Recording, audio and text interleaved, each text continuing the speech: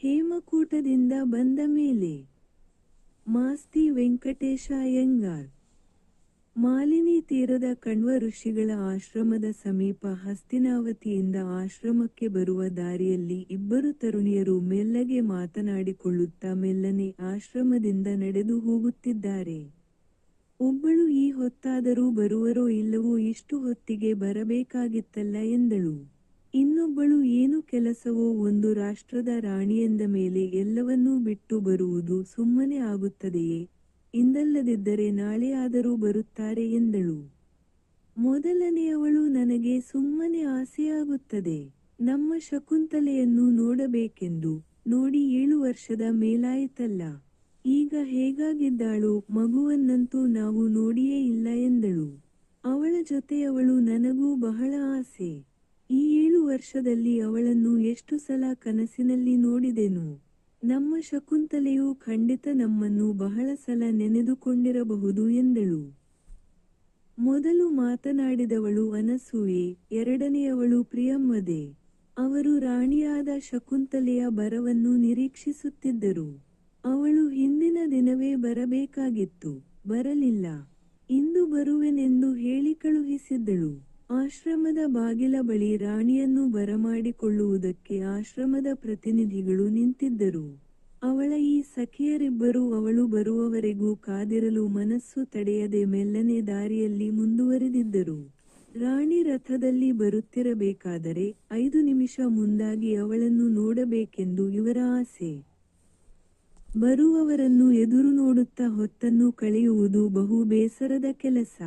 ಇವರೋ ಶಕುಂತಲೆಯೊಂದಿಗೆ 16 ವರ್ಷ ಅಕ್ಕ ತಂಗಿಯರಂತೆ ಬೆಳೆದಿದ್ದ ಸಖಿಯರು, ಶಕುಂತಲೆಯ ಜೀವದ ಅರ್ಧವೆಂಬಂತೆ ಇದ್ದವರು.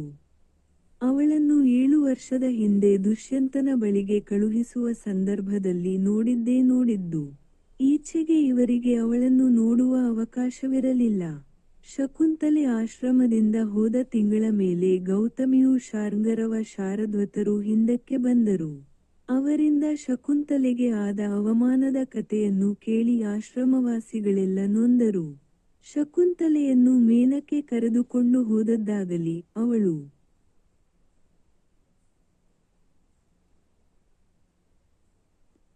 ಮರೀಚ ಋಷಿಗಳ ಆಶ್ರಮದಲ್ಲಿ ಮಗನನ್ನು ಹೆತ್ತು ಸುಖವಾಗಿದ್ದಾಳೆಂಬುದಾಗಲಿ ಇವರಿಗೆ ತಿಳಿಯಲಿಲ್ಲ.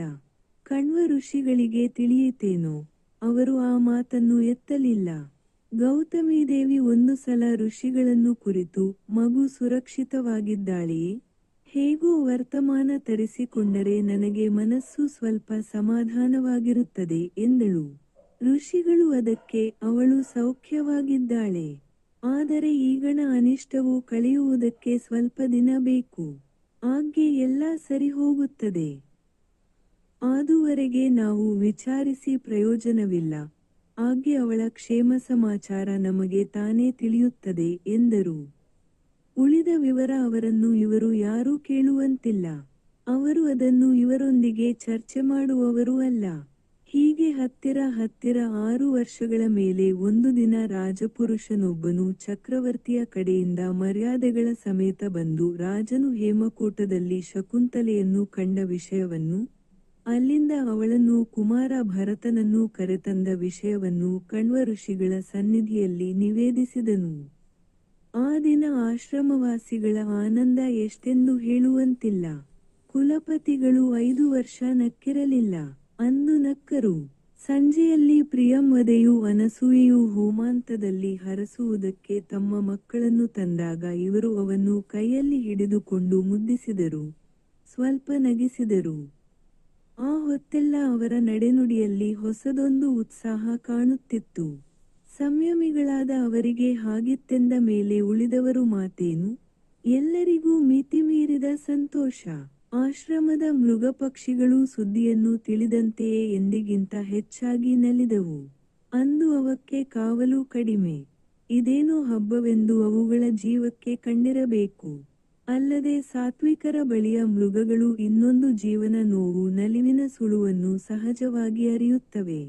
ಪೂರ್ವದಿಂದ ಆಶ್ರಮದಲ್ಲಿ ಬೆಳೆದು ಋಷಿಗಳೊಡನೆ ವೃದ್ಧವಾಗಿ ಅವರ ತಪಸ್ಸಿನ ಪ್ರಭಾವದಲ್ಲಿ ಭಾಗಿಗಳಾದುವೆಂಬಂಥ ವೃಕ್ಷಗಳು ಅಂದು ಸಂಪ್ರದಾಯದ ಗಾಂಭೀರ್ಯದೊಡನೆ ಹೊಸದೊಂದು ಉಲ್ಲಾಸವನ್ನು ಸೂಚಿಸುವ ಮೃದುವಾದ ಶಬ್ದವನ್ನು ಮಾಡಿದವು.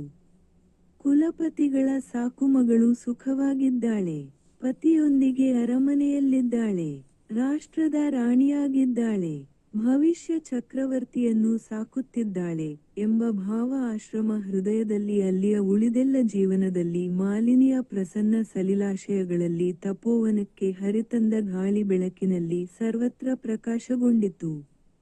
ಕುಲಪತಿಗಳು ರಾಜಪುರುಷನನ್ನು ಅಂದು ಅಲ್ಲಿ ನಿಲ್ಲಿಸಿಕೊಂಡಿದ್ದು ಮಾರನೆಯ ದಿನ ತಕ್ಕ ಮರ್ಯಾದೆಯಿಂದ ರಾಜನಿಗೆ ಮಗಳಿಗೆ ತಮ್ಮ ಆಶೀರ್ವಾದವನ್ನು ತಿಳಿಸತಕ್ಕದ್ದೆಂದು ಆಜ್ಞಾಪಿಸಿ ಕಳುಹಿಸಿಕೊಟ್ಟರು.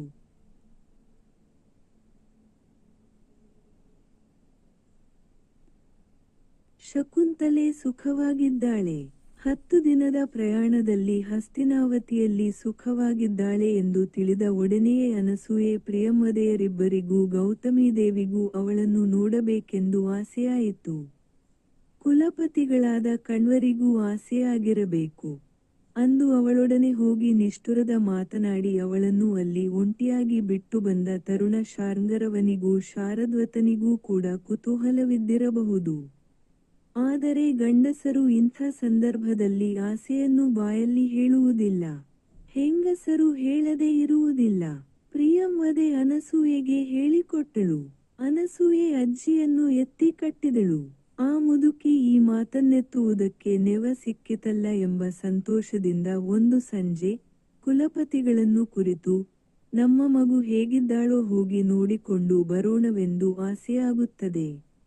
ಆಗಬಹುದೆಂದರೆ ಹೋಗಿ ಬರುತ್ತೇನೆ ಎಂದಳು. ಋಷಿಗಳು, ನೀನು ಹೋಗುವುದಕ್ಕೆ ಏನು ಅಡ್ಡಿ? ಆದರೆ ಮಕ್ಕಳು ಹೋಗಬೇಕೆಂದು ಆಶಿಸಬಹುದು. ಅವರನ್ನು ಬಿಟ್ಟು ಹೋಗುವುದು ಆಗುತ್ತದೆಯೇ ಎಂದರು. ವೃದ್ಧೆ, ಅವರನ್ನು ಕರೆದುಕೊಂಡು ಹೋಗುತ್ತೇನೆ ಎಂದಳು. ಕುಲಪತಿಗಳು, ಮಕ್ಕಳು ಎಳೆಯವು, ಅವರು ತರುಣಿಯರು, ಅಲ್ಲದೆ ರಾಣಿರಾಜರ ಸಮಕ್ಷಮಕ್ಕೆ ಕರೆಸಿಕೊಳ್ಳದೆ ತಾವಾಗಿ ಹೋಗುವುದು ಆಶ್ರಮವಾಸಿಗಳಿಗೆ ತಕ್ಕದ್ದಲ್ಲ, ನೋಡೋಣ ಎಂದರು. ಮುದುಕಿಗೂ ಸಖಿಯರಿಗೂ ಆಶಾಭಂಗವಾಯಿತು. ಆದರೆ ಇದಾದ 2 ವಾರದಲ್ಲಿ ಶಕುಂತಲೆ ಹಿರಿಯರಿಗೆ ಕಿರಿಯರಿಗೆ ಜಿಂಕೆಗೆ ಹಸುವಿಗೆ ಆಲದ ಮರಕ್ಕೆ ಮಲ್ಲಿಕಾಲತೆಗೆ ಒಂದು ಸತ್ವಕ್ಕೆ ಬಿಡದಂತೆ ಎಲ್ಲರಿಗೂ ಬಾಗಿನಗಳನ್ನು ಕಳುಹಿಸಿ ತಾನು 3 ದಿನ ಬಿಟ್ಟು ಆಶ್ರಮಕ್ಕೆ ಬರುವುದಾಗಿ ಹೇಳಿ ಕಳುಹಿಸಿದಳು. ಬರಬೇಕಾಗಿದ್ದದ್ದು ನಿನ್ನೆಯ ದಿನ. ಎಲ್ಲರೂ ಕಾದಿರಲಾಗಿ ಬರುವುದು ಸ್ವಲ್ಪ ಸಾವಕಾಶವಾಗುವುದೆಂದು ಮಾರನೆಯ ದಿನ ಆಶ್ರಮವನ್ನು ಸೇರುವುದಾಗಿಯೂ ತಿಳಿಸುವಂತೆ ರಾಣಿ ಇನ್ನೊಂದು ಬೇಹನ್ನು ಅಟ್ಟಿದಳು. ಅದರಿಂದಲೇ ಇಂದು ಇವರೆಲ್ಲ ಅವಳ ಬರವನ್ನು ನಿರೀಕ್ಷಿಸುತ್ತಾ ಇಂದೂ ಬರುವಳೋ ಇಲ್ಲವೋ ಎಂದು ಚಿಂತೆ ಮಾಡುತ್ತಿದ್ದರು. ಶಕುಂತಲೆಯನ್ನು ನೋಡಬೇಕೆಂದು ಸಖಿಯರಿಗೂ ಗೌತಮೀ ದೇವಿಗೂ ಆಸೆಯಾದಂತೆ ಶಕುಂತಲೆಗೆ ತಂದೆ ಅಜ್ಜಿ ಸಖಿಯರನ್ನು ಮಾಲಿನಿ ತೀರದ ಆ ಆಶ್ರಮವನ್ನು ನೋಡಬೇಕೆಂದು ತೀವ್ರವಾದ ಆಸೆ. ಒಲಿದ ಗಂಡನಿಂದ ನಿರಾಕೃತಳಾಗಿ ಹೋಗಿ ಹೇಮಕೂಟದಲ್ಲಿ 6 ವರ್ಷವನ್ನು ಕಳೆದು 18 ವರ್ಷದ ತರುಣಿ 35 ವರ್ಷದ ಹೆಂಗಸಂತೆ ಜೀವನದ ಭಾರದಿಂದ ತಗ್ಗಿ ಹೋಗಿದ್ದಳು. ಪತಿ ಬಂದು ತಪ್ಪನ್ನೊಪ್ಪಿಕೊಂಡಾಗ ಅವಳ ಸ್ವಭಾವದಲ್ಲಿ ರೋಷಕ್ಕೆ ಸ್ಥಳವಿಲ್ಲವಾಗಿ ಹೋಗಿತ್ತು. ಆಮೇಲೆ ಮಗನನ್ನು ಕರೆದುಕೊಂಡು ಹಸ್ತಿನಾವತಿಗೆ ರಾಣಿಯೆಂದು ಬಂದಾಗಲಾಗಲಿ ಅವಳ ಮನಸ್ಸು ಉತ್ಸಾಹದಿಂದ ಉಬ್ಬಲಿಲ್ಲ. ಒಂದು ಸ್ಥಿತಿ ಮೀರಿದ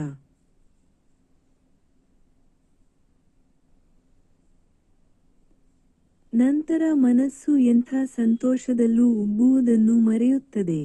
ಅವಳಿಗೆ ಜೀವನದಲ್ಲಿ ಕಲ್ಯಾಣ ಮರಳಿ ಮೂಡಿದ ಕ್ಷಣದಲ್ಲಿ ತನಗೆ ಸುಖ ಬಂದಿತೆಂಬ ಭಾವನೆಗಿಂತ ತನ್ನ ತಂದೆಗೆ ಇನ್ನೂ ಚಿಂತೆಯಿಲ್ಲ, ತನ್ನ ಸಖಿಯರಿಗೆ ಇನ್ನೂ ಖೇದವಿಲ್ಲ, ತನ್ನ ಅಜ್ಜಿ ಇನ್ನೂ ಯೋಚಿಸಬೇಕಾದುದಿಲ್ಲ, ತನ್ನ ಮಗನಿಗೆ ಹುಟ್ಟಿನಿಂದ ಸಲ್ಲಬೇಕಾದ ಪದವಿ ದೊರೆಯುತ್ತದೆ, ತನ್ನ ನಡತೆ ಯಾವುದರಿಂದಲಾದರೂ ಅದು ಅವನಿಗೆ ತಪ್ಪಿಹೋಗಬೇಕಾದ ಪ್ರಮೇಯವಿಲ್ಲ ಎನ್ನುವ ಭಾವವೇ ಮುಖ್ಯವಾಗಿತ್ತು. ಆದ್ದರಿಂದ ಅವಳು ಸಾಧ್ಯವಾದಷ್ಟು ಬೇಗ ತನ್ನವರನ್ನು ನೋಡಿ ಅವರ ಕಷ್ಟಸುಖಗಳನ್ನು ವಿಚಾರಿಸಿ ತನ್ನ ಸೌಖ್ಯದ ಮಾತನ್ನು ಅವರಿಗೆ ಪ್ರತ್ಯಕ್ಷವಾಗಿ ಹೇಳಬೇಕೆಂದು ಕುತೂಹಲಪಟ್ಟಳು. ಊರಿಗೆ ಮನೆಗೆ ಬಂದೊಡನೆಯೇ ಆಶ್ರಮಕ್ಕೆ ಹೋಗುವ ಮಾತನ್ನೆತ್ತಬೇಕೆಂದೇ ಮನಸ್ಸಿನ ಪ್ರವೃತ್ತಿ. ಆದರೆ ಇನ್ನೂ ಹೊಸದು. ತನ್ನವರನ್ನು ನೋಡಬೇಕೆಂಬ ಮಾತನ್ನು ಅಷ್ಟು ಬೇಗ ತೆಗೆಯುವುದಕ್ಕೆ ಸಂಕೋಚವಾಯಿತು. ಸುಮ್ಮನಿದ್ದಳು. ತಾವು ಸುಖವಾಗಿ ಬಂದ ಮಾತನ್ನು ಹೇಳಿಕಳುಹಿಸಿದಾಗ ತಾನು ಸಖಿಯರಿಗೆ ಹಿರಿಯರಿಗೆ ಒಂದೊಂದು ಮಾತನ್ನು ಹೇಳಿಕಳುಹಿಸಿದ್ದಳು. ರಾಜಪುರುಷರು ಹಿಂದಕ್ಕೆ ಬಂದಾಗ ಅವರಿಂದ ಆಶ್ರಮದ ವೃತ್ತಾಂತವನ್ನು ತಿಳಿದುಕೊಂಡಳು. ಅನಸೂಯೆ ಶಾರದ್ವತನನ್ನೂ ಪ್ರಿಯಂವದೆ ಶಾರ್ಂಗರವನನ್ನೂ ಮದುವೆಯಾಗಿದ್ದರೆಂದು ಅವರ ಮಾತಿನಿಂದ ಅವಳು ಊಹಿಸಿದಳು. ಇದಾದ ಕೆಲವು ದಿನದ ಮೇಲೆ ಅವಳು ತನ್ನ ಅರಸನಲ್ಲಿ ಕಣ್ವರ ಆಶ್ರಮಕ್ಕೆ ಹೋಗುವ ಮಾತನ್ನೆತ್ತಿದಳು. ರಾಜನು ಅಗತ್ಯ ಹೋಗಿ ಬರಬೇಕಾದದ್ದೇ. ಆದರೆ ಸದ್ಯದಲ್ಲಿ ನಾನು ಅಲ್ಲಿ ಬರುವುದು ಸರಿಯಲ್ಲ. ಹೋದ ಸಲ ಆ ಪುಣ್ಯ ಭೂಮಿಯಲ್ಲಿ ಕಾಲಿಟ್ಟಾಗ ನಾನು ಕುಲಪತಿಗಳಲ್ಲಿ ಅಪರಾಧ ಮಾಡಿದೆ. ಈಗಲೇ ಅವರನ್ನು ನೋಡುವುದಕ್ಕೆ ಮನಸ್ಸಿನಲ್ಲಿ ಧೈರ್ಯವಿಲ್ಲ. ನೀನು ಹೋಗಿ ಬರಬಹುದು ಎಂದನು. ಶಕುಂತಲೆ ಸ್ವಲ್ಪ ನಗುತ್ತಾ, ಆಗ ನೀನು ಮಾಡಿದ ಅಪರಾಧವು ತಂದೆಗೆ ಈಗ ಪ್ರಿಯವಾಗಿ ಪರಿಣಮಿಸಿದೆ. ಅಲ್ಲದೆ ಅವರು ಅಂತಹ ಕ್ರೋಧವನ್ನು ಮನಸ್ಸಿನಲ್ಲಿಟ್ಟಾರೆ ಎಂದಳು. ದುಷ್ಯಂತನು, ನಾನು ಸಂಕೋಚಪಡುವುದಕ್ಕೆ ಅವರು ಮನಸ್ಸಿನಲ್ಲಿ ಕ್ರೋಧವಿಡಬೇಕಾದದ್ದಿಲ್ಲ. ನನ್ನ ತಪ್ಪಿನ ಭಾವ ಇನ್ನೂ ಮನಸ್ಸಿನಿಂದ ಆಳಿಸಿಲ್ಲ. ನಾನು ನಿನ್ನನ್ನು ಕೆಲವು ಕಾಲ ಸರಿಯಾಗಿ ನೋಡಿಕೊಂಡ ಮೇಲೆ ಅವರಲ್ಲಿ ಹೋಗುವುದಕ್ಕೆ ಧೈರ್ಯ ಬರುತ್ತದೆ ಎಂದನು. ಶಕುಂತಲೆ, ನಾನು ಅದುವರೆಗೆ ಹೋಗುವುದಿಲ್ಲ. ತಂದೆ ಹೇಳಿದಂತೆಯೇ ಆಗಲಿ ಎಂದಳು. ತಂದೆ ಹೇಳಿದ್ದೇನು ಎಂದು ರಾಜನಿಗೆ ತಿಳಿಯದು. ಏನು ಹೇಳಿದರು ಎಂದು ಕೇಳಿದನು. 7 ವರ್ಷಗಳ ಹಿಂದೆ ನಾನು ಇತ್ತ ಹೊರಟ ವೇಳೆ ಈ ಆಶ್ರಮಕ್ಕೆ ಪುನಃ ಬರುವುದು ಯಾವಾಗಲೋ ಎಂದುದಕ್ಕೆ ನಿನ್ನ ಯಜಮಾನನೊಂದಿಗೆ ತಪಸ್ಸಿಗೆ ಹೊರಟಾಗ ಎಂದು ಅಪ್ಪಣೆ ಮಾಡಿದರು ಎಂದು ಶಕುಂತಲೆ ಹೇಳಿದಳು. ರಾಜನು ಅದು ಆಶ್ರಮದಲ್ಲೇ ನಿಲ್ಲುವುದಕ್ಕೆ ಹೋಗುವುದು ಯಾವಾಗ ಎಂಬ ಅರ್ಥದಲ್ಲಿ ಹೇಳಿದ.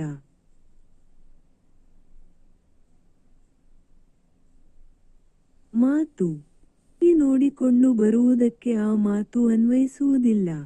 ಹೋಗಿ ಅವರ ಮನಸ್ಸನ್ನು ಸಮಾಧಾನಪಡಿಸು ಎಂದನು. ಶಕುಂತಲೆ, ನಾನು ನಿನ್ನ ಪಕ್ಷದ ರಾಯಭಾರಿಯೇ ಎಂದಳು. ರಾಜನು, ನೀನು ಹಾಸ್ಯದಲ್ಲಿ ಕೇಳುತ್ತಿದ್ದೀಯೆ. ಆದರೆ ಅದು ನಿಜವಾದ ಮಾತು ಎಂದನು. ಇಷ್ಟೆಲ್ಲ ಆದ ಮೇಲೆ ರಾಣಿ ತಂದೆಯ ಆಶ್ರಮಕ್ಕೆ ತಾನು ಬರಲುಳ್ಳವಳೆಂದು ವರ್ತಮಾನ ಕಳುಹಿಸಿದಳು. ಹೊರಡುವುದಕ್ಕೆ ಒಂದು ದಿನ ಗೊತ್ತಾಯಿತು. ಅಂದಿನ ಬೆಳಿಗ್ಗೆ ಶಕುಂತಲೆ ದೇವರ ಪೂಜೆ ಮುಗಿಸಿ ಸಪತ್ನಿಯಾದ ಹಂಸಪದಿಕೆಗೆ ತಾನು ಹೋಗಿ ಬರುವ ಮಾತನ್ನು ತಿಳಿಸಲು ಹೋದಳು. ಹಂಸಪದಿಕೆ ಶಕುಂತಲೆಗಿಂತ ಮೊದಲು 4 ವರುಷದಿಂದ ರಾಜನ ಮನಸ್ಸನ್ನು ಒಲಿಸಿಕೊಂಡಿದ್ದ ರಾಣಿ. ಗಾಂಧಾರ ರಾಜನ ಪುತ್ರಿ, ಚೆಲುವೆ, ತೇಜಸ್ವಿನಿ. ಆ ಚೆಲುವು ತೇಜಸ್ಸ 4 ವರ್ಷ ಅರಮನೆಯನ್ನು ಆಳಿದವು. ಆಮೇಲೆ ಒಂದು ದಿನ ಬೇಟೆಗೆ ಹೋಗಿ ಹಿಂದಕ್ಕೆ ಬಂದ ರಾಜನು ಅನ್ಯಮನಸ್ಯನಾಗಿ ಇನಿಯಳ ವಿಷಯದಲ್ಲಿ ಅಶ್ರದ್ಧೆಯಿಂದ ನಡೆದುಕೊಂಡನು. ಇದು ಆ ಕಾಲದಲ್ಲಿ ರಾಣಿಯರಿಗೆ ಸಾಮಾನ್ಯವಾದ ಅನುಭವ. ರಾಜನು ಯಾರನ್ನಾದರೂ ನೋಡಿದನೋ ಎಂದು ಅವಳು ಸಂದೇಹಪಟ್ಟಳು. ಅವನ ಜೊತೆಗೆ ಹೋಗಿದ್ದ ಜನರನ್ನು ವಿಚಾರಿಸಿದಳು. ಅವಳ ಸಂದೇಹ ನಿಜವಾಗಿತ್ತು. ಅಶ್ರದ್ಧೆಯಿಂದ ರಾಜನು ಏನೋ ಒಂದು ರೀತಿಯಲ್ಲಿ ಮಾರ್ಪಟ್ಟನು. ರಾಣಿಯ ವಿಷಯದಲ್ಲಿ ಮರಳಿ ಪ್ರೇಮವನ್ನು ತೋರಲಿಲ್ಲ. ಕೆಲವು ಕಾಲದ ಮೇಲೆ ಗರ್ಭಿಣಿಯಾದ ಒಬ್ಬ ಹೆಣ್ಣು ಬಂದು ರಾಜನು ತನ್ನನ್ನು ಮದುವೆಯಾದನೆಂದು ಹೇಳಿದ್ದು ಆ ಮೇಲಣ ಚರಿತ್ರೆಯು ಹಂಸಪದಿಕೆಯ ಬಾಳನ್ನು ಇನ್ನಷ್ಟು ಬರಿದಾಗಿ ಮಾಡಿದವೇ ಹೊರತು ಮತ್ತೇನೂ ಆಗಲಿಲ್ಲ. ಹೀಗೆ ಕೆಲವು ವರ್ಷಗಳಾದ ಮೇಲೆ ಆ ನಿರಾಕೃತಳಾಗಿ ಹೋಗಿದ್ದ ಶಕುಂತಲೆ ರಾಣಿಯೆಂದು ಬಂದೇ ಬಂದಳು. ಅವಳ ಮಗನೂ ಜೊತೆಗೆ ಬಂದನು. ಹಂಸಪದಿಕೆ ಇನ್ನು ತಾನು ಜೀವನದಲ್ಲಿ ನಿರೀಕ್ಷಿಸಬೇಕಾದ ಸುಖವೇನೂ ಇಲ್ಲವೆಂದು ಮನಸ್ಸು ಮಾಡಿಕೊಂಡಳು. ಶಕುಂತಲೆ ತನ್ನನ್ನು ಬಹಳ ತಿರಸ್ಕಾರದಿಂದ ಕಾಣುವಳೆಂದೇ ಅವಳ ನಿರೀಕ್ಷೆ. ಆದರೆ ಶಕುಂತಲೆ ಬಂದ ಮಾರನೆಯ ದಿನವೇ ಅವಳಿಗೆ ಜೀವನದಲ್ಲಿ ಮರಳಿ ಒಂದು ಆನಂದ ತಲೆದೋರಿತು. ಶಕುಂತಲೆ ಮಗನನ್ನು ಹೆತ್ತ ಮುಖ್ಯ ರಾಣಿ ಎಂದು ಅರಮನೆಯಲ್ಲಿ ಎಲ್ಲರಿಗೂ ಆಜ್ಞೆಯಾಗಿತ್ತು. ನ್ಯಾಯವಾಗಿ ಉಳಿದ ರಾಣಿಯರು ಅವಳಿಗೆ ಮರ್ಯಾದೆ ತೋರಬೇಕಾದದ್ದು ಸಂಪ್ರದಾಯ. ಆದರೂ ಶಕುಂತಲೆ ತಾನೇ ಇವರ ಬಳಿಗೆ ಬಂದಳು. ಬಂದು ಹಂಸಪದಿಕೆಗೆ ನಮಸ್ಕರಿಸಿ, ನೀವು ನನಗೆ ಹಿರಿಯರು, ನಾನು ಅರಿಯದ ಹುಡುಗಿ. ನನ್ನನ್ನು ತಂಗಿಯಂತೆ ನೋಡಿಕೊಂಡು ತಿಳಿಯದ್ದನ್ನು ಹೇಳಿಕೊಡಬೇಕು ಎಂದು ಕೇಳಿದಳು. ಇವಳ ವಿನಯವನ್ನು ನೋಡಿ ಹಂಸಪದಿಕೆಗೆ ಆಶ್ಚರ್ಯವಾಯಿತು. ಅವಳು ಶಕುಂತಲೆಯನ್ನು ಹತ್ತಿರಕ್ಕೆ ಕರೆದು ಅಪ್ಪಿಕೊಂಡು, ಇದು ಏನು ತಂಗಿ, ನೀನು ಹೇಳುವ ಮಾತು? ರಾಜನು ನಿನ್ನ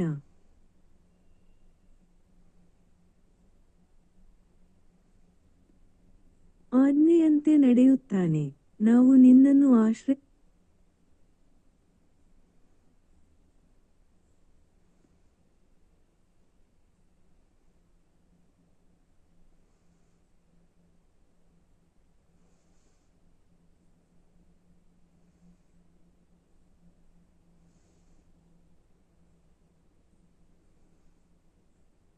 ಆಜ್ಞೆಯಂತೆ ನಡೆಯುತ್ತಾನೆ. ನಾವು ನಿನ್ನನ್ನು ಆಶ್ರಯಿಸಬೇಕು ಹೊರತು ನೀನು ನಮ್ಮನ್ನು ಕೇಳಬೇಕಾದದ್ದೇನಿದೆ ಎಂದಳು. ಶಕುಂತಲೆ, ತನಗೆ ರಾಜನ ಒಲುಮೆ ಬಹಳ ಬೇಕು. ಆದರೆ ಹಾಗೆಯೇ ತನ್ನ ಅಕ್ಕಂದಿರ ವಿಶ್ವಾಸವೂ ಇರಬೇಕು ಎಂದು ಹೇಳಿ ಅವಳ ಮನಸ್ಸನ್ನು ಒಲಿಸಿಕೊಂಡಳು. ಅಂದಿನಿಂದ ಇವರ ಸ್ನೇಹ ಒಂದೇ ರೀತಿ ಬೆಳೆದಿತ್ತು. ತಂದೆಯ ಆಶ್ರಮಕ್ಕೆ ಹೊರಡುವ ದಿನ ಹೋಗಿ ಬರುವೆನೆಂದು ಹೇಳಲು ಶಕುಂತಲೆ ಹಂಸಪದಿಕೆಯ ಬಳಿ ಹೋದಾಗ ಹಂಸಪದಿಕೆ, ಅಲ್ಲಿ ಎಷ್ಟು ದಿನ ಇರುತ್ತೀಯೆ? ಎಂದು ಬರುತ್ತೀಯೆ? ಅಲ್ಲಿ ಯಾರು ಯಾರು ಇದ್ದಾರೆ? ಆಶ್ರಮ ಹೇಗಿದೆ? ಎಂದು ಮೊದಲಾಗಿ ಕೇಳಿದಳು. ಇವಳ ಪ್ರಶ್ನೆಗಳಿಂದ ಶಕುಂತಲೆಗೆ ಅವಳಿಗೂ ಆಶ್ರಮಕ್ಕೆ ಬರುವ ಅಭಿಪ್ರಾಯವಿದೆ ಎಂದು ಕಂಡಿತು. ಹಂಸಪದಿಕೆಯನ್ನು ಅವಳು ನೀವು ಬರುತ್ತೀರಾ ಅಕ್ಕ ಎಂದು ಕೇಳಿದಳು. ಹಂಸಪದಿಕೆ, ನೀನು ನಿಮ್ಮ ಜನರಲ್ಲಿ ಹೋಗಿ ಬರಬೇಕಾದರೆ ನಾನೇಕೆ ಮಧ್ಯೆ ಬಂದು ತೊಂದರೆ ಕೊಡಬೇಕು ಎಂದಳು. ಶಕುಂತಲೆ ಅವಳನ್ನು ಬರಬೇಕೆಂದು ಬಲವಂತ ಮಾಡಿ ಒಪ್ಪಿಸಿ ರಾಜನನ್ನು ರಾಜಮಾತೆಯನ್ನು ಕೇಳಿ ತಾವಿಬ್ಬರೂ ಹೋಗುವುದಕ್ಕೆ ಅನುಮತಿಯನ್ನು ತೆಗೆದುಕೊಂಡಳು. ಅಂದೇ ಹೊರಡುವುದಕ್ಕೆ ಹಂಸಪದಿಕೆ ಸಿದ್ಧಳಾಗಿರಲಿಲ್ಲವಾದದ್ದರಿಂದ ಮಾರನೆಯ ದಿನ ಹೊರಡುವುದಾಗಿ ಗೊತ್ತು ಮಾಡಿದಳು.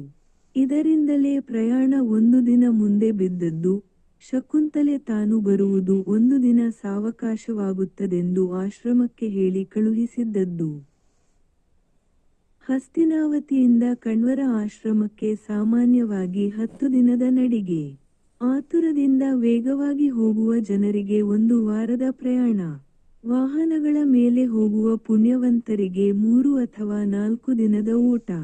ರಾಜನು ರಾಣಿಯರಿಬ್ಬರನ್ನೂ ಕಳುಹಿಸಬೇಕಾದರೆ ತಕ್ಕಷ್ಟು ಪರಿವಾರವನ್ನು ಹಿಂದೆ ಕಳುಹಿಸುವ ಏರ್ಪಾಡು ಮಾಡಿದನು. ಮತ್ತು ಮಾಂಡವ್ಯನು ಅವರ ಜೊತೆಗೆ ಹೋಗುವುದೆಂದು ಮೋದಕ ಪ್ರಿಯನಾದ ಆ ವಯಸ್ಯನಿಗೆ ತಿಳಿಸಿದನು.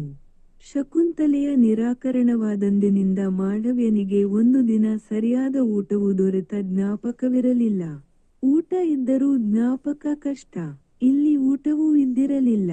ಅವಳು ಬಂದ ಮೇಲೆ ಅವನಿಗೆ ಬೇಸಿಗೆಯಲ್ಲಿ ಕಾದ ನೆಲಕ್ಕೆ ಮಳೆ ಬಂದಂತಾಗಿತ್ತು.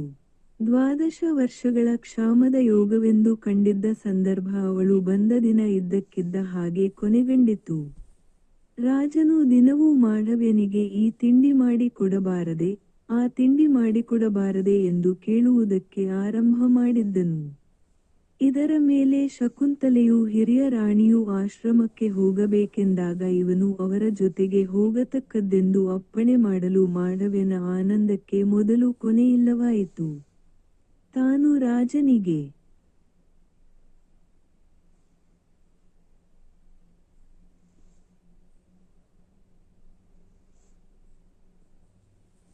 ಪ್ರತಿನಿಧಿಯಾಗಿ ಹೋಗುವೆನೆನ್ನುವುದು ಇದಕ್ಕೆ ಒಂದು ಕಾರಣ.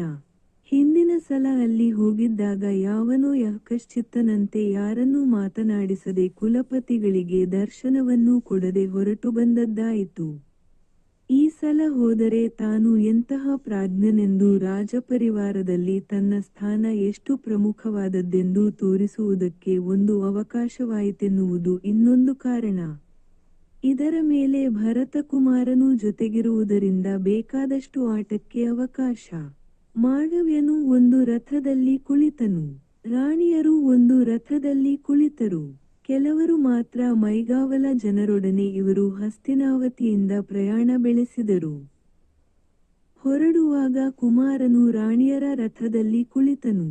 ಅವನು ಅಲ್ಲಿ ಕೂಡುವ ಮೊದಲು ಮಾಂಡವ್ಯನು ಹತ್ತಿರ ಬಂದು ಅವನ ಕಿವಿಯಲ್ಲಿ, ಸ್ವಲ್ಪ ದೂರ ಹೋದ ಮೇಲೆ ನನ್ನ ರಥಕ್ಕೆ ಬಾ ಆಡೋಣ ಎಂದನು. ಭರತನು ಎಂದನು. ಪ್ರಯಾಣ 2 ಗಳಿಗೆ ಬೆಳೆದ ಮೇಲೆ ಅವನಿಗೆ ಈ ಹೆಂಗಸರ ತೇರಿನಲ್ಲಿ ಕುಳಿತು ಬೇಸರವಾಯಿತು. ನಾನು ಮಾಳವ್ವನ ರಥಕ್ಕೆ ಹೋಗುತ್ತೇನೆಂದನು. ತೇರುಗಳನ್ನು ನಿಲ್ಲಿಸಿ ಇವನನ್ನು ಆ ರಥದಲ್ಲಿ ಕುಳ್ಳಿರಿಸಿದರು. ರಾಣಿಯರಿಗೂ ಇದರಿಂದ ಅನುಕೂಲವೇ. ಶಕುಂತಲೆಗೆ ಮಗನು ಹತ್ತಿರ ಇರಬೇಕೆಂದೇ ಆಸೆ. ಆದರೆ ಅವನಿದ್ದರೆ ತಾನು ಅಕ್ಕನನ್ನು ವಿಚಾರಿಸಿಕೊಳ್ಳುವುದು ಸಾಧ್ಯವಿಲ್ಲ.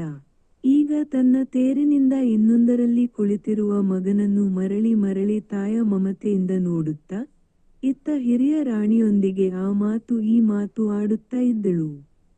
ಆ ತೇರಿನಲ್ಲಿ ಮಾಳವ್ಯನು ಎಲ್ಲಾ ಜಾತಿಯ ಮೃಗಪಕ್ಷಿಗಳ ಕೂಗನ್ನು ಅನುಕರಿಸಿ ತೋರಿಸುತ್ತಿದ್ದನು. ಅದರ ಹಿಂದೆ 7 ದಿನ ಅವನಿಗೂ ಭರತನಿಗೂ ಇದೇ ಕೆಲಸ. ಮಾಳವ್ಯನು ಈ ಅನುಕರಣದಲ್ಲಿ ಬಹಳ ಚತುರನು. ಅವನು ಸಿಂಹದ ಹಾಗೆ ಶಬ್ದ ಮಾಡಿದಾಗ ಕುದುರೆಗಳು ಹೆದರಿ ವೇಗವನ್ನು ಹೆಚ್ಚಿಸಿದವು. ಹೀಗೆಯೇ ಅವನು ಕಾಗೆ, ಕೋಗಿಲೆ, ಗಿಳಿ, ಗೊರವಂಕ, ಹುಲಿ, ನರಿ, ತೋಳಗಳ ಕೂಗನ್ನು ಅನುಕರಿಸಿ ಭರತಕುಮಾರನನ್ನು ಮೆಚ್ಚಿಸಿದನು. ಭರತನು ಕತ್ತೆಯ ಹಾಗೆ ಕೂಗು ಎಂದನು. ದಿನವೂ ಅದೇ ಕೆಲಸವಾಗಿ ಕೇಳಿದರೆಯೇ ಮಾಳವ್ಯನು ಇದನ್ನು ಮಾಡಬೇಕಾದರೆ, ಪ್ರಯಾಣದಲ್ಲಿ ಮಧ್ಯೆ ಇವನು ತೇರಿನಲ್ಲಿ ಕತ್ತೆಯ ಹಾಗೆ ಕಿರಿಚಲು ಆರಂಭಿಸಿದರೆ ಜನರು ಇವನನ್ನು ಏನೆನ್ನಬೇಕು? ಅವನು ಈಗ ಬೇಡ, ರಾಣಿಯರು ಇದ್ದಾರೆ ಎಂದನು. ಭರತನು, ತೇರನ್ನು ಮುಂದೆ ಬಿಡ ಹೇಳು, ಆಮೇಲೆ ಕೂಗು. ನೀನು ಇನ್ನೆಲ್ಲ ಕೂಗುವುದಕ್ಕಿಂತ ಕತ್ತೆಯ ಹಾಗೆ ಕೂಗುವುದು ಚೆನ್ನಾಗಿರುತ್ತದೆ ಎಂದನು. ಮಾಳವ್ಯನಿಗೆ ಆ ಕ್ಷಣ ಅಸಮಾಧಾನವಾಯಿತು. ಆದರೆ ಒಡನೆಯೇ ಇದು ಹಿರಿಯರು ಹೇಳಬಹುದಾದ ಕುಹಕದ ಮಾತಲ್ಲ, ಹಸುಳೆಯ ಅಚ್ಚವಾದ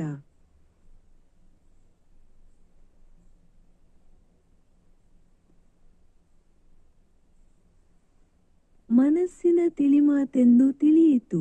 ತೇರನ್ನು ಸ್ವಲ್ಪ ಮುಂದಕ್ಕೆ ಬಿಡಹೇಳಿ ಮೆಲ್ಲನೆ ಕತ್ತೆಯ ಹಾಗೆ ಕಿರಿಚಿ ಅವನು ಕುಮಾರನ ಆಸೆಯನ್ನು ಸಲ್ಲಿಸಿದನು. ಹೀಗೆ ಇವರು ದಾರಿಯ ಬೇಸರವನ್ನರಿಯದೆ ಮುಂದುವರಿದರು. ಮಾರನೆಯ ದಿನದ ಸಂಜೆ ಇವರು ಆಶ್ರಮದ ಹತ್ತಿರ ಬಂದರು. ಆಶ್ರಮ ಹತ್ತಿರವಾಯಿತೆಂದೊಡನೆ ಕುಮಾರನು ತೇರನ್ನು ಬೇಗನೆ ಬಿಡೆಂದು ಸೂತನಿಗೆ ಹೇಳಿದನು. ನಾವು ಮುಂದಾಗಿ ಹೋಗಿ ಅಮ್ಮಾಜಿ ಬರುತ್ತಿದ್ದಾರೆ ಎಂದು ತಿಳಿಸೋಣ ಎಂದು ಬಾಯಲ್ಲಿ ಹೇಳಿದ ಕಾರಣ. ನಿಜವಾದ ಕಾರಣ ಮುಂದಾಗಿಯೇ ಆಶ್ರಮವನ್ನು ನೋಡಬೇಕು. ಅಲ್ಲಿ ಎಲ್ಲರನ್ನೂ ಮಾತಾಡಿಸಿ ಗುರುತು ಮಾಡಿಕೊಳ್ಳಬೇಕು ಎನ್ನುವುದು. ಆ ತೇರಿನ ಸೂತನು ತರುಣನು. ಇನ್ನೊಂದು ತೇರಿಗಿಂತ ಮುಂದಾಗಿ ಹೋಗಬೇಕೆಂದು ಅವನಿಗೂ ಆಸೆ. ಅಂತೂ ಇವರ ತೇರು ಬರಬರುತ್ತಾ ಅರ್ಧ ಹರಿದಾರಿಯಷ್ಟು ಮುಂದಾಯಿತು. ಆದ್ದರಿಂದ ಅನಸೂಯೆ ಪ್ರಿಯಂವದೆಯರು ರಾಣಿಯನ್ನು ಎದುರುಗೊಳ್ಳುವುದಕ್ಕೆ ಮುಂದಾಗಿ ಬರುತ್ತಿರಬೇಕಾದರೆ, ಇವರ ತೇರು ವೇಗವಾಗಿ ಅವರೆದುರಿಗೆ ಬಂದಿತು. ಸಖಿಯರು ದೂರದಿಂದ ತೇರನ್ನು ನೋಡಿದರು. ಅದರಲ್ಲಿ ಮಾಳವ್ಯನು ಮಾತ್ರ ಕಂಡುದರಿಂದ ಯಾರೋ ಗಂಡಸರ ತೇರು ಎಂದು ಅದಕ್ಕೆ ದಾರಿ ಬಿಟ್ಟು ಬಂದು ಪಕ್ಕಕ್ಕೆ ನಿಂತರು. ಕುಮಾರನು ಮಾಳವ್ಯನನ್ನು ಇವರು ಯಾರು ಕಕ್ಕ? ಎಂದನು. ಮಾಳವ್ಯನು ರಾಣಿಯವರ ಸಖಿಯರಾಗಿದ್ದವರೆಂತ ಕಾಣುತ್ತದೆ ಎಂದನು. ಕುಮಾರನು ಅವರನ್ನು ನೋಡಿ, ಹೌದು ಹೌದು ಎಂದು ತೇರನ್ನು ನಿಲ್ಲಿಸೆಂದನು. ತೇರು ಇವರಿದ್ದ ಕಡೆ ಸರಿಯಾಗಿ ನಿಂತಿತು. ಹುಡುಗನು ತೇರಿನಿಂದ ಧುಮುಕಿ ಇವರ ಹತ್ತಿರಕ್ಕೆ ಬಂದನು. ಮುಖದ ಹೋಲಿಕೆಯಿಂದ ಸಖಿಯರಿಗೆ ಇವನು ಶಕುಂತಲೆಯ ಮಗನೆಂದು ಒಡನೆಯೇ ತಿಳಿಯಿತು. ಅಹುದೋ ಅಲ್ಲವೋ, ಮಗು ಮಾತ್ರ ಹೀಗೆ ಬರುವುದುಂಟೆ ಎಂದು ಅವರು ಯೋಚನೆ ಮಾಡುತ್ತಿರುವಷ್ಟರಲ್ಲಿಯೇ ಕುಮಾರನು ಅವರನ್ನು ಸಮೀಪಿಸಿ, ನೀವು ನಮ್ಮ ಅಮ್ಮಾಜಿಯ ಸಖಿಯರಲ್ಲ ಎಂದನು. ಪ್ರಿಯಂವದೆ, ಹೌದು, ಅಮ್ಮಾಜಿ ಎಲ್ಲಿ ಎಂದಳು. ಕುಮಾರನು ಬಳಿಗೆ ಬಂದು, ಹಿಂದೆ ಬರುತ್ತಾ ಇದ್ದಾರೆ ಎಂದು ಹೇಳಿ, ನೀವು ಪ್ರಿಯಂವದೆ, ಅವರು ಅನಸೂಯೆ ಎಂದನು. ಅನಸೂಯೆ ನಿನಗೆ ಹೇಗೆ ತಿಳಿಯಿತು ಎಂದು ಅವನನ್ನು ಎತ್ತಿಕೊಂಡಳು. ಅವನು ಅವಳ ಮೂಗಿನ ಮೇಲೆ ಬೆರಳನ್ನಿಟ್ಟು ದೊಡ್ಡಮ್ಮನ ಮುಖ ಅಗಲ, ನಿಮ್ಮ ಮುಖ ಉದ್ದುದ್ದ ಎಂದು ಹೇಳಿದರು. ಅದೇ ಗುರುತು ಎಂದನು. ಪ್ರಿಯಂವದೆ, ಬರೀ ಅಷ್ಟರಿಂದ ತಿಳಿಯಿತೆ, ಎಂಥ ಬುದ್ಧಿವಂತ ಎಂದಳು. ಅವನು, ಇಲ್ಲ, ನಿಮ್ಮ ಮೂಗು ಸ್ವಲ್ಪ ದೊಡ್ಡದು ಎಂತ ಹೇಳಿದ್ದರು. ಅದರಿಂದಲೂ ತಿಳಿದುಕೊಂಡೆ ಎಂದನು. ಸಖಿಯರಿಬ್ಬರೂ ನಕ್ಕರು. ಹುಡುಗನನ್ನು ಹಿಡಿದುಕೊಂಡು ಮುದ್ದಿಸಿದರು. ತಂದೆ ಇದ್ದ ಹಾಗೆಯೇ ಇದ್ದಾನೆ, ಚೆನ್ನಾಗಿ ಬೆಳೆದಿದ್ದಾನೆ ಎಂದುಕೊಂಡರು. ಮಾಳವ್ಯನು ಈ ವೇಳೆಗೆ ಹತ್ತಿರ ಬಂದನು. ಇವರನ್ನು 14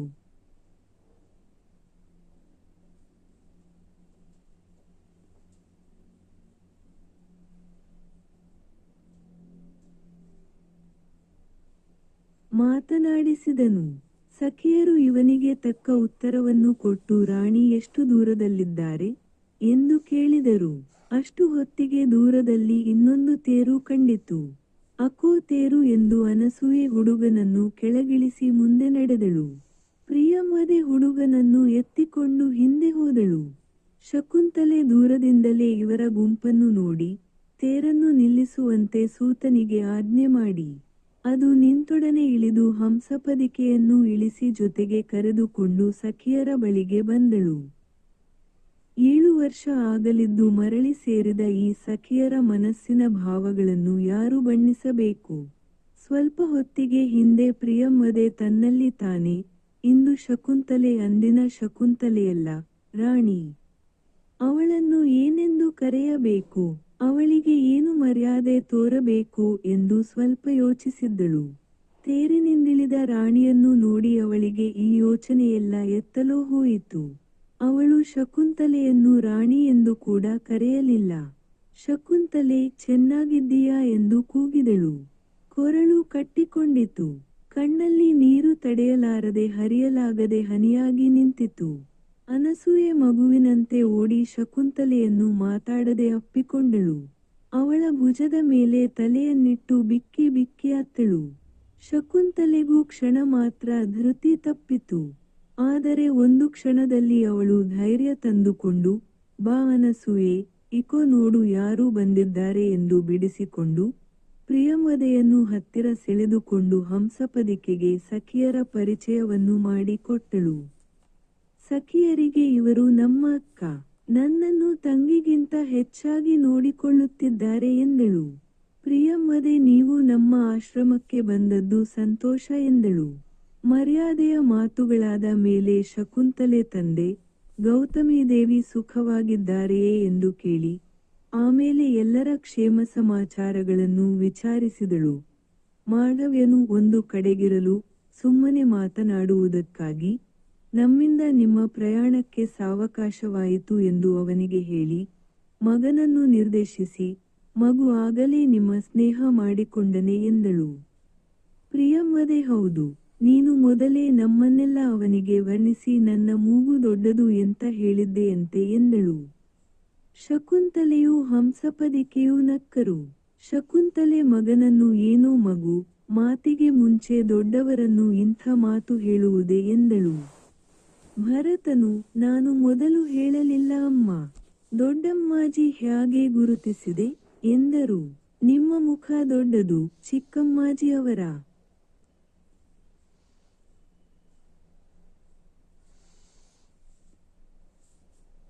ಮುಖ ಉದ್ದುದ್ದ ಎಂದೆ. ದೊಡ್ಡಮ್ಮಾಜಿ ಇಷ್ಟರಲ್ಲೇ ತಿಳಿಯಿತೆ ಎಂದರು. ಇಲ್ಲ, ನಿಮ್ಮ ಮೂಗು ಸ್ವಲ್ಪವೇ ಸ್ವಲ್ಪ ದೊಡ್ಡದು ಎಂತ ಅಮ್ಮ ಹೇಳಿದ್ದರು ಎಂದೆ ಎಂದು ದಾರಿಯ ಒಂದು ಕಲ್ಲನ್ನು ಒದ್ದನು. ಎಲ್ಲರೂ ಮರಳಿ ನಕ್ಕರು. ಮಕ್ಕಳ ಮಾತೇ ಹೀಗೆ. ಸ್ನೇಹದಿಂದಾಗಲಿ ದುಃಖದಿಂದಾಗಲಿ ದೊಡ್ಡವರ ಕಂಠ ಕಟ್ಟಿದಾಗ ಮಕ್ಕಳ ಒಂದು ಮಾತು ಆ ಉದ್ವೇಗವನ್ನು ಇಳಿಸುತ್ತದೆ. ಹೆತ್ತವರು ಸಾಕಿದವರು ಚಿಂತೆಯಲ್ಲಿ ಮುಳುಗಿರುವಾಗ ಎಳೆಯರ ಒಂದು ನಗೆ ಅವರ ಹೃದಯದಲ್ಲಿ ಹರ್ಷವನ್ನು ಮೂಡಿಸುತ್ತದೆ. ದಿನ ಕಳೆದು ಹಿರಿಯರಾದವರು ಬಾಳೆಲ್ಲ ಬರಿದೆಂದು ಕುಗ್ಗಿದ ವೇಳೆಯಲ್ಲಿ ಹಸಿವಿನಿಂದ ಅಳುವ ಕೂಸು ಬಾಳಿನಲ್ಲಿ ಆಗಬೇಕಾದ್ದು ಬಹಳವಿದೆ ಎಂದು ಅವರನ್ನು ಎಚ್ಚರಿಸುತ್ತದೆ. ಪ್ರಿಯಂವದೆ ಅನಸೂಯೆಯರು ಮತ್ತೆ ಹುಡುಗನನ್ನು ಮುದ್ದಿಸಿ ಅವನನ್ನು ಹಿಡಿದುಕೊಂಡು ನಡೆದರು.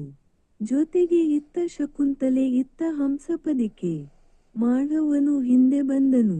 ಹೀಗೆ ರಾಣಿಯರು ತಾಪಸರಮಣಿಯರು ಮಾತಾಡುತ್ತಾ ಆಶ್ರಮದ ಕಡೆಗೆ ನಡೆದರು. ತೇರುಗಳು ಹಿಂದೆ ಬಂದವು. ಹೆಜ್ಜೆಗಳನ್ನಿಡುತ್ತಾ ಮುಂದರಿದ ಹಾಗೆಯೇ ಶಕುಂತಲೆ ತನ್ನ ಪರಿಚಯದ ಸ್ಥಳಗಳ ಮುಖಮುದ್ರೆಯನ್ನು ಒಂದೊಂದಾಗಿ ಗುರುತಿಸಿದಳು. ಇಲ್ಲಿ ದಾರಿಯ ಪಕ್ಕದಲ್ಲಿ ದೊಡ್ಡದೊಂದು ಮರ, ಅದರಲ್ಲೊಂದು ಪೊಟ್ಟರೆ, ಮರದ ಬಳಿ ಪೊಟ್ಟರೆಯಿಂದ ಸುರಿದ ಕಾಳು, ಅಲ್ಲಿ ಮಾಲಿನಿ ನದಿಯ ಸ್ನಾನಘಟ್ಟದಿಂದ ಬರುವ ದಾರಿ, ಇನ್ನಲ್ಲಿ ಆಶ್ರಮದ ಗಿಡಗಳಿಗೆ ಮೇಲ್ಗಡೆಯಿಂದ ತಂದಿರುವ ಕಾಲುವೆ, ಇಲ್ಲಿ ಮತ್ತೆ ಜಿಂಕೆಗಳ ಮಾಳ. ಯಾರು ಬಂದರೆಂಬಂತೆ ನಿಂತು ಇವರನ್ನು ನೋಡುತ್ತಿರುವವು ಕೆಲವು. ಯಾರು ಬಂದರೆ ನಮಗೇನು ಭಯ ಎಂಬಂತೆ ತಲೆಯೆತ್ತದೆ ಮೇವಿನಲ್ಲಿ ತೊಡಗಿರುವವು ಕೆಲವು. ಪ್ರಪಂಚ ಇಂದು ಅಂದಿದ್ದಂತೆಯೇ ಇದೆ ಎಂದು ಶಕುಂತಲೆಗೆ ತೋರಿತು.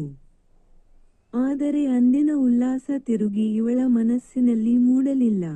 ತನ್ನನ್ನು ಸಾಕಿದ ಸ್ಥಳವನ್ನು ನೋಡಿ ಶಕುಂತಲೆಗೆ ಸಂತೋಷ, ಅದರ ಮುಖ ಹಾಗೆಯೇ ಇದ್ದರೂ ಅದರಿಂದ ತನಗೆ ಅಂದಿನ ಸುಖ ಕಾಣಲಿಲ್ಲವೆಂದು ಒಂದು ಕೊರತೆ.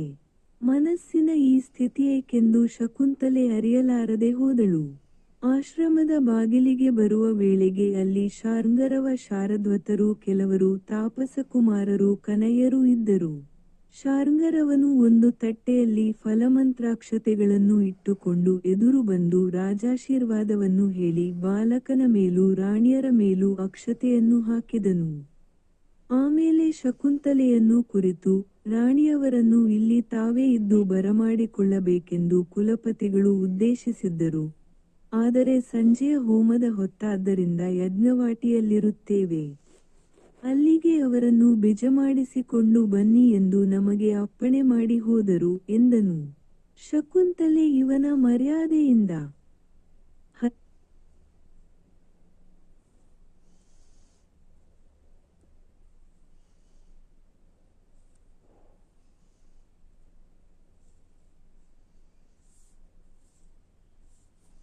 ಬಹಳ ನೊಂದಳು. ಆದರೆ ಅವಳು ಒಡನೆಯೇ ಅವನನ್ನು ಧಾರಾಳವಾಗಿ ಮಾತನಾಡಿಸಿ ಇದೆಲ್ಲ ಬೇಡವೆಂದು ಹೇಳುವಂತಿರಲಿಲ್ಲ. ಅದರಿಂದ ಸುಮ್ಮನಿದ್ದಳು. ಶಾರದ್ವತನು ಹತ್ತಿರಕ್ಕೆ ಬಂದು ಚೆನ್ನಾಗಿದ್ದೀಯಾ ತಾಯಿ ಎಂದು ಮೆಲ್ಲನೆ ಕೇಳಿ, ಕುಮಾರನನ್ನು ಹತ್ತಿರಕ್ಕೆ ಕರೆದು ಶಾರ್ಂಗರವರಿಗೆ ಚಕ್ರವರ್ತಿ ಕುಮಾರರು ಒಳ್ಳೆ ಸುಟಿಯಾಗಿದ್ದಾರೆ ಎಂದನು. ಶಾರ್ಂಗರವನು ಎಲ್ಲ ಕುಲಪತಿಗಳ ಅನುಗ್ರಹ ಎಂದನು. ಎಲ್ಲರೂ ಅಲ್ಲಿಂದ ಯಜ್ಞವಾಟಿಗೆ ಹೋದರು. ಕುಲಪತಿಗಳು ಹೋಮಾಗ್ನಿಯ ಮುಂದೆ ಕುಳಿತಿದ್ದರು. ಇವರು ಬಂದದ್ದು ತಿಳಿಯಲಾಗಿ ಒಳಗಿಂದ ಒಬ್ಬ ವಟುವನ್ನು ಕಳುಹಿಸಿ ಒಳಗೆ ಬರಬೇಕೆಂದು ಅಪ್ಪಣೆ ಮಾಡಿದರು. ಶಕುಂತಲೆಗೆ ಹೋಗಿ ತಂದೆಯನ್ನು ಅಪ್ಪಿಕೊಳ್ಳಬೇಕೆಂಬ ಆಸೆ. ಆದರೆ ಬೆಳೆದ ಹೆಣ್ಣಿಗೆ, ಚಕ್ರವರ್ತಿಯ ಪತ್ನಿಗೆ, ಚಕ್ರವರ್ತಿಯಾಗುವವನ ತಾಯಿಗೆ ಅದು ಸರಿಯಲ್ಲ. ಅವಳು ಮಗುವನ್ನು ಕುರಿತು ಬಾರಪ್ಪ ತಾತನಿಗೆ ನಮಸ್ಕಾರ ಮಾಡು ಎಂದು ಹೇಳಿ ನಮಸ್ಕರಿಸುತ್ತೇನೆ ಎಂದು ತಂದೆಗೆ ಮಂಡಿಯೂರಿದಳು. ಆಶೀರ್ವಾದ ಪಡೆದು ಎದ್ದು ಹಂಸಪದಿಕೆಯನ್ನು ತೋರಿ ನಮ್ಮ ಅಕ್ಕ, ಇವರು ಕೂಡ ಬರಲು ಒಪ್ಪಿದರು. ನಿಮಗೆಲ್ಲ ಅವರು ಬರುವುದು ಬಹು ಸಂತೋಷವೆಂದು ಕರೆತಂದೆನು ಎಂದಳು. ಕುಲಪತಿಗಳು ಬರಿಯ ಸಂಜ್ಞೆಯಿಂದ ಎಲ್ಲ ಮಾತನ್ನು ಒಪ್ಪಿಕೊಂಡು ಇವರನ್ನೆಲ್ಲ ಆಶೀರ್ವಾದದ ಅಕ್ಷತೆಯಿಂದ ಹರಸಿ ಕುಳಿತುಕೊಳ್ಳ ಹೇಳಿದರು. ಹೋಮ ಮುಂದಕ್ಕೆ ಸಾಗಿತು. 15 ನಿಮಿಷದ ಮೇಲೆ ಹೋಮಾಗ್ನಿಯ ಪೂಜೆಯಿಂದ ಸಂಧ್ಯಾಕಾಲದ ಸೇವೆಯನ್ನು ಮುಗಿಸಿ ಅವರು ಇವರನ್ನು ಕುಶಲ ಪ್ರಶ್ನೆ ಕೇಳಿದರು. ಭರತಕುಮಾರನು ಇತರರ ಹತ್ತಿರ ಆಡಿದಂತೆ ಇವರಲ್ಲಿ ಸಲಿಗೆಯಿಂದ ಆಡಲಿಲ್ಲ. ಬಹಳ ಗಂಭೀರವಾಗಿ ನಡೆದುಕೊಂಡನು. ಕುಲಪತಿಗಳು ಹಂಸಪದಿಕೆಯನ್ನು ಬಹು ಗೌರವದಿಂದ ಮಾತನಾಡಿಸಿದರು. ಈ ವೇಳೆಗೆ ಹೊಳೆಗೆ ಹೋಗಿದ್ದ ಗೌತಮೀದೇವಿ ಬಂದರು. ಸಂಜೆಯೆಲ್ಲ ಕಾದಿದ್ದೆ. ನೀನು ಬರುವ ಹೊತ್ತಿಗೆ ಸರಿಯಾಗಿ ಹೊಳೆಗೆ ಹೋದೆ ನೋಡು ನಾನು ಎನ್ನುತ್ತ ಹತ್ತಿರ ಕುಳಿತರು. ಬಂದವರು ಆಕೆಗೂ ನಮಸ್ಕಾರ ಮಾಡಿ ಆಶೀರ್ವಾದ ಪಡೆದರು.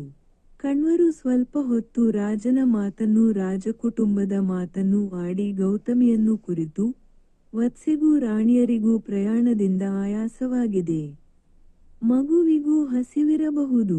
ಕರೆದುಕೊಂಡು ಹೋಗಿ ಉಪಚಾರ ಮಾಡಿ ಎಂದು ಹೇಳಿದರು. ಇವರೆಲ್ಲ ಎದ್ದರು. ಕಣ್ಣರು ಪ್ರಿಯಂವದೆ ಅನಸೂಯೆಯರನ್ನು ಕುರಿತು ರಾಣಿಯರಿಗೆ ನಿಮ್ಮ ಮಕ್ಕಳನ್ನು ತೋರಿಸಿ ಎಂದು ನಕ್ಕರು. ಸ್ವಲ್ಪ ನಾಚಿಕೆಯಿಂದ ಅವರು ತೋರಿಸುತ್ತೇವೆ ಎಂದರು. ಇವರೆಲ್ಲ ಬಿಡಾರದ ಮಂಟಪಗಳಿಗೆ ಹೋದರು. ಸಖಿಯರು ಶಕುಂತಲೆಯು ಆಡಬೇಕಾದ ಮಾತು 100. ರಾಣಿ ಹಂಸಪದಿಕೆ ಇದನ್ನು ತಿಳಿದುಕೊಂಡು ತಾನು ರಾಜಕುಮಾರನಿಗೆ ಭೋಜನ ಮಾಡಿಸುತ್ತೇನೆಂದು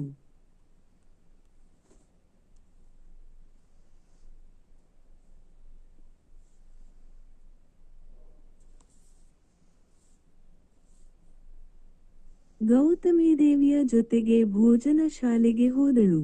ಆಮೇಲೆ ಆಶ್ರಮವನ್ನು ನೋಡಬೇಕೆಂಬ ನೆಪದಿಂದ ಅವನನ್ನು ಕರೆದುಕೊಂಡು ಅಲ್ಲಲ್ಲಿ ಸ್ವಲ್ಪ ಸುತ್ತಿದ ಮೇಲೆ ಬಿಡಾರಕ್ಕೆ ಬಂದಳು.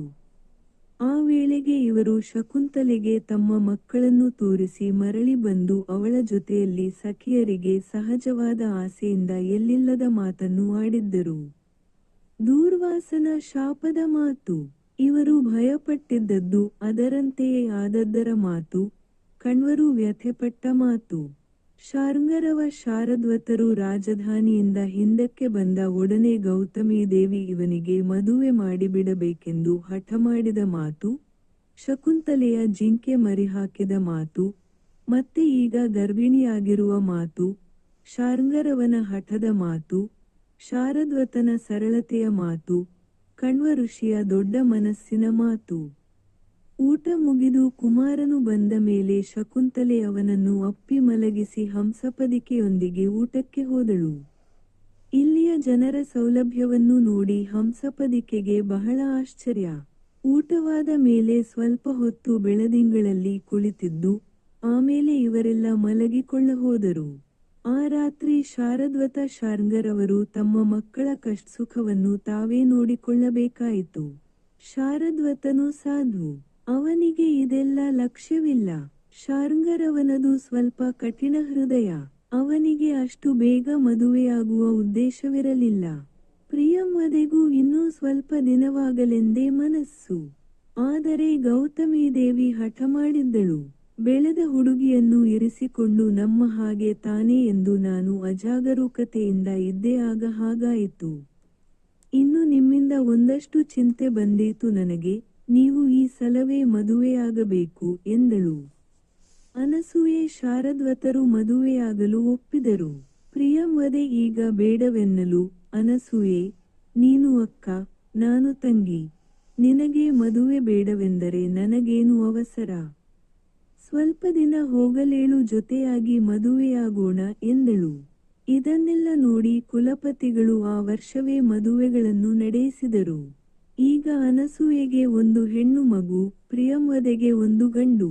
ಅವರು ಸಖಿಯ ಸಲುವಾಗಿ ಅಂದು ಅವಳ ಬಿಡಾರದಲ್ಲಿ ಮಲಗಿದರು. ಮೂವರು ಬಹು ಹೊತ್ತು ಮಾತನಾಡುತ್ತಾ ನಿದ್ದೆ ಹೋದರು. ಅರಮನೆಯಿಂದ ಬಂದ ಶಕುಂತಲೆ ಈ ಬಡತನದ ಬಿಡಾರದಲ್ಲಿ ಜ್ವರವಿಳಿದ ದಿನ ತಾಯಮಡಲಲ್ಲಿ ನಿದ್ರಿಸುವ ಮಗುವಿನಂತೆ ಹಾಯಾಗಿ ನಿದ್ರಿಸಿದಳು. ಅವಳ ನಿದ್ದೆ ಬಹುದಿನದಿಂದ ಕಾಣದಿದ್ದ ಕನಸುಗಳಿಂದ ಸುಖಮಯವಾಯಿತು. ಬೆಳಗಾಗ ಎದ್ದ ವೇಳೆ ಕುಲಪತಿಗಳು ಆ ಮೊದಲೇ ಬಂದು ವಿಚಾರಿಸಿಕೊಂಡು 18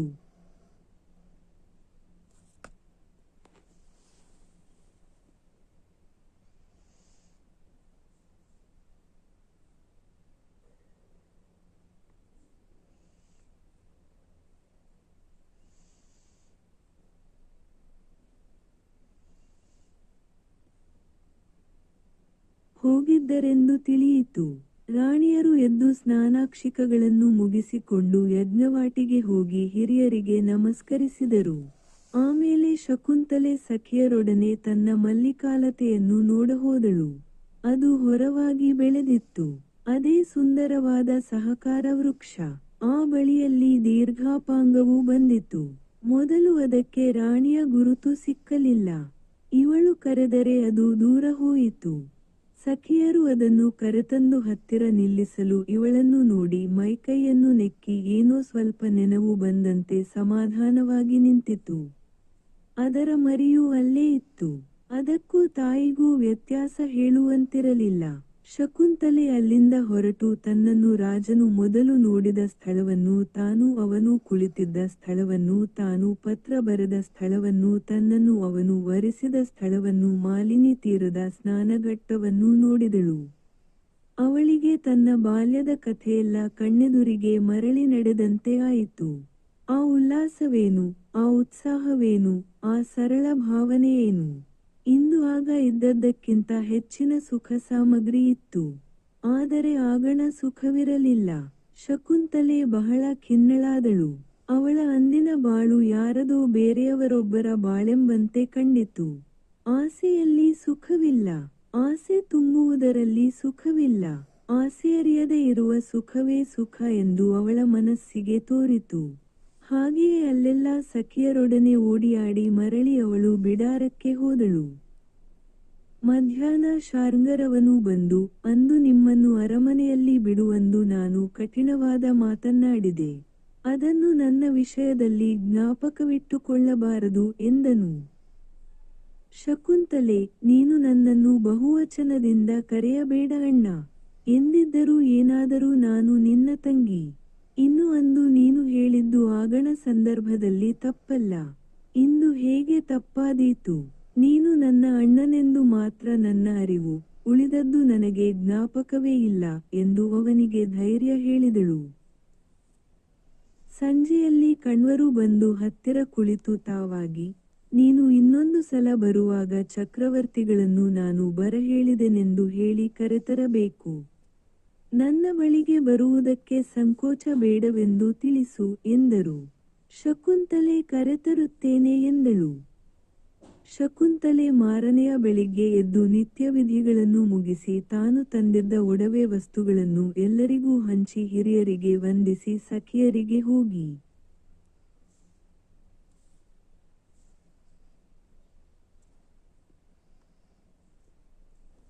ಬರುವೆನೆಂದು ಹೇಳಿ ಮರಳಿ ಹಸ್ತಿನಾವತಿಗೆ ಹೊರಟಳು. ಹಿಂದೆ ಅವಳು ಆ ಆಶ್ರಮದಿಂದ ಹೊರಟ ಸಂದರ್ಭ ಅವಳಿಗೂ ಉಳಿದೆಲ್ಲರಿಗೂ ಚೆನ್ನಾಗಿ ನೆನಪುಂಟು. ಅಂದು ಅವಳು ನಡೆಯುತ್ತಾ ಹೊರಟವಳು ಇಂದು ತೇರನ್ನೇರಿ ಹೊರಟಳು. ಅಂದು ಗರ್ಭದಲ್ಲಿದ್ದ ಮಗನು ಇಂದು ಬೆಳೆದು ಶುಕ್ಲಪಕ್ಷದ ಸಪ್ತಮಿ ಚಂದ್ರನಂತೆ ಅವಳ ಜೊತೆಯಲ್ಲಿ ಹೊರಟನು. ಅಂದಿದ್ದ ಸಂದೇಹ ಶಂಕೆಗಳೊಂದು ಇಂದಿಲ್ಲ. ಇದು ಉಳಿದೆಲ್ಲರಿಗೂ ಬಹಳ ಸಂತೋಷ. ಶಕುಂತಲೆಗೆ ಮಾತ್ರ ಮನಸ್ಸಿನ ಸ್ಥಿತಿ ಅಂದಿನ ಸ್ಥಿತಿಯಿಂದ ಬಹಳ ಬೇರೆಯಾಗಿರಲಿಲ್ಲ. ಕಾರಣವರಿಯದೆ ಅವಳು ಅಂದಿನಂತೆಯೇ ಉತ್ಕಂಠಿತೆಯಾಗಿದ್ದಳು. ಅವಳಿಗೆ ಮರಳಿ ಈ ಆಶ್ರಮಕ್ಕೆ ಬರಬೇಕಾದರೆ ಪತಿಯೊಡನೆ ಬರಬೇಕು, ಬಂದ ಮೇಲೆ ತಿರುಗಿ ಹಸ್ತಿನಾವತಿಗೆ ಹೋಗಬಾರದು ಎನ್ನಿಸಿತು. ನೋವನ್ನು ಕಾಣದೆ ನಕ್ಕ ನಗೆಯೇ ನಗೆ. ನೊಂದು ನೋವನ್ನು ಮರೆತು ಆಮೇಲೆ ನಗುವ ನಗೆ ನಗೆಯಲ್ಲ. ಕಣ್ವ ಋಷಿಯ ಸಾಕುಮಗಳಿಗೆ ಇದು ಅನುಭವಕ್ಕೆ ಬಂದಿತು. ನಿಜವಾದ ಸುಖವನ್ನು ಹಿಂದೆ ಬಿಟ್ಟದ್ದೇನೆಂದು ತಿಳಿದುಕೊಂಡೇ ಅವಳು ತೇರಿನಲ್ಲಿ ಕುಳಿತು ಹಸ್ತಿನಾವತಿಗೆ ತೆರಳಿದಳು.